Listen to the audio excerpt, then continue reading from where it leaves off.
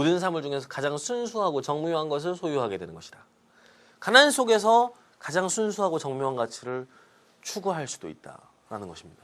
그래서 프란시스 코파 수도사들은 아무것도 갖고 있지 않으나 모든 것을 소유한 사람이라고 불렸다. 즉 우리가 돈이라고 하는 것은 특정 가치를 매개하는 겁니다. 그것이 우리의 행복이거나 또 물질적인 삶의 질의 확대일 수 있습니다. 우리가 돈이 있으면 물질적으로 보다 더 풍요롭고 행복한 삶을 살 수 있다는 것이지요.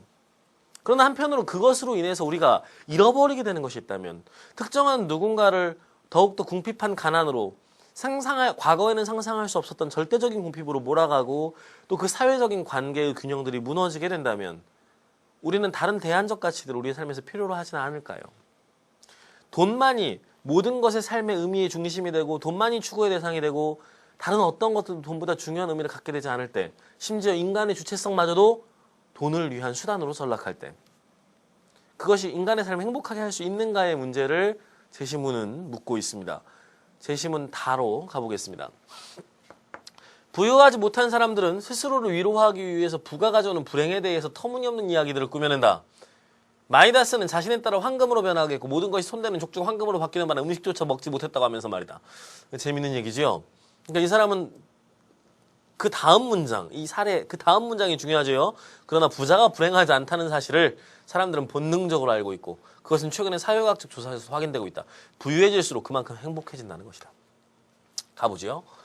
부는 많은 소비재를 구매할 능력을 부여하지만 오히려 그보다 훨씬 중요한 사실은 사람들에게 하고자 하는 일을 할 수 있는 능력을 제공해준다는 점이다. 부유한 사람은 다른 사람을 고용하거나 해고하거나 뭐 등등등등 할 수 있고 등등등 할 수 있다라는 겁니다. 핵심은 뭔가요? 그렇죠. 하고자 하는 일을 할 수 있는 능력을 제공해준다는 것이고 그래서 돈이 없는 사람은 주위의 환경에 순응해야 한다는 겁니다. 즉 돈이 가져다주는 건 뭡니까? 자신의 물질적인 환경 또 자신의 삶의 조건을 통제할 수 있는 능력을 준다는 겁니다. 즉 물질적인 조건이 주체성을 준다고 보는 겁니다. 그렇죠. 그 다음 가보죠. 부유한 사람은 정치적인 영향력 역시 아무도 모르게 돈으로 살 수 있다. 선거 기부금을 통해 한 표 이상의 영향력을 행사할 수 있다. 직접적으로 정치 권력을 손에 넣을 수도 있다. 미국 상원의원의 반수 이상이 인구 상위 1% 이내의 부유층이며 저명한 상원 의원과 주지사들 다수가 엄청난 부의 소유자들이다. 선거 자금의 필요성으로 말미암아 부를 소유하지 못한 정치가가 부패할 수밖에 없는 시대에는 부자가 유일하게 정직한 사람들이다 하고 얘기했습니다. 결국 돈이 있어야 정치적인 수단도 확보할 수 있습니다. 그렇죠? 그러다 보니 부유를 소유하지 못한 정치가는 정치 자금을 얻기 위해서 부패할 수밖에 없는 시대라고 얘기합니다. 그래서 부자만이 정직할 수 있다. 부자만이 자신이 원하는 것을 누군가에게 기대지 않고 부정한 방식이 아니라 자기의 방식으로 할 수 있다는 겁니다. 즉 이것은 뭔가요? 주체성입니다. 그렇습니다. 누군가에 의존하지 않는 삶이 돈을 통해서 가능하다는 입장입니다. 그러니 제시문 다와 나는 대립되어 있는 것으로 보입니다. 그렇죠? 그들은 자신의 선거 자금을 마련하기 위해 영혼을 팔 필요가 없기 때문이다. 개인의 사회적 처리를 매기는 중요한 척도 중에 하나였던 부는 시간이 흐르면서 개인의 가치를 재는 거의 유일한 척도가 되었다라고 얘기합니다. 그래서 부는 자신의 패기를 입증하고 싶어하는 사람이 달려들 만한 유일한 게임이다. 부는 치열한 경합장이다.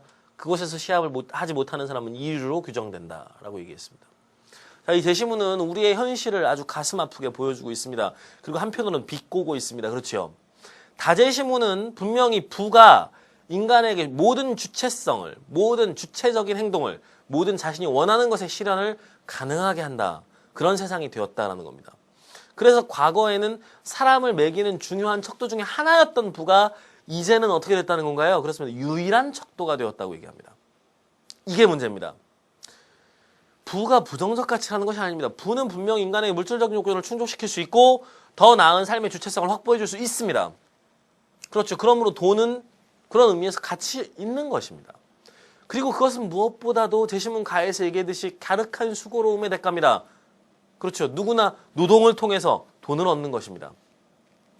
그러므로 그 노동이 신성한 만큼 돈의 가치도 신성할 수 있고 그 돈이 만들어내는 주체적인 효과만큼 돈은 중요한 가치임에 분명합니다. 그러나 이것만이 인간의 가치를 재는 척도여서는 안 된다는 겁니다. 왜냐하면 제시문 나에서 보여주듯이 돈이라고 하는 것, 화폐라고 하는 것이 등장하면서 만들어낸 부정적인 효과들이 또한 존재하고 화폐의 가치 이외에도 다른 가치를 통해서 인생의 순수하고 정묘한 가치들을 소유할 수 있는 삶이 존재해왔기 때문입니다. 문제는 가치의 척도의 유일성이 되는 것이 문제입니다. 자, 문제가 뭡니까? 문제를 한번 우리가 살펴봐야 되지요. 우리가 이 문제에서 얘기할 수 있는 것은 결국 뭐였습니까? 앞으로 한번 잠깐 돌려주시겠습니까? 예, 문제는 돈의 의미를 우리가 살펴보라고 하는 것이었습니다. 그렇죠? 현대 사회에서 돈이 지니는 의미를 개인이 추구해야 할 삶의 질과 연결시키라고 그랬습니다. 그렇죠? 그러니까 돈이 지니는 의미라고 하는 것을 그저 한정 지으면 안 된다는 것이지요. 그렇습니다. 유일한 가치, 또 모든 것을 실현 가능하게 해주는 가치, 인간의 주체성을 실현해주게 하는 가치로서 돈을 생각해서는 그렇게만 생각해서는 안 될 것입니다. 그것 이외에 다른 가치가 필요합니다. 돈만이 유일한 가치가 되어서는 안 됩니다. 그렇다고 해서 돈을 부정해서는 안 됩니다. 그렇죠?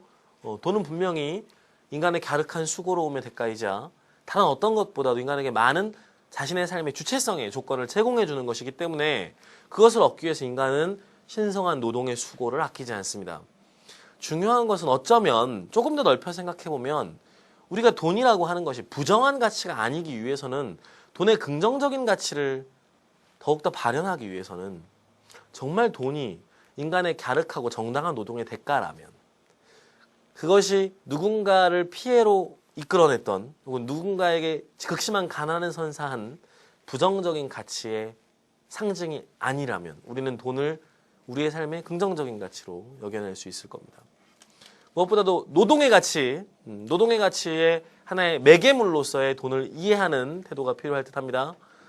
그리고 그것을 바탕으로 자신의 삶에서 화폐와 경제적 가치의 의미를 긍정적으로 활용할 수 있는 모습이 필요할 듯합니다. 다음 강은 이제 8번째 강이지요. 유형별 독해로 들어갑니다. 그래서 지금까지 우리가 쭉 파악해왔던 독해 포인트 강의들의 핵심 내용들을 가지고 문제 유형들에 따라서 독해 방식이 어떻게 달라져야 되는지를 확인해보는 강의로 들어가 보도록 하겠습니다. 수고 많으셨고요. 다음 시간 강의 듣기 전까지 문제 꼭 풀어보고 오시기 바라겠습니다. 수고하셨습니다.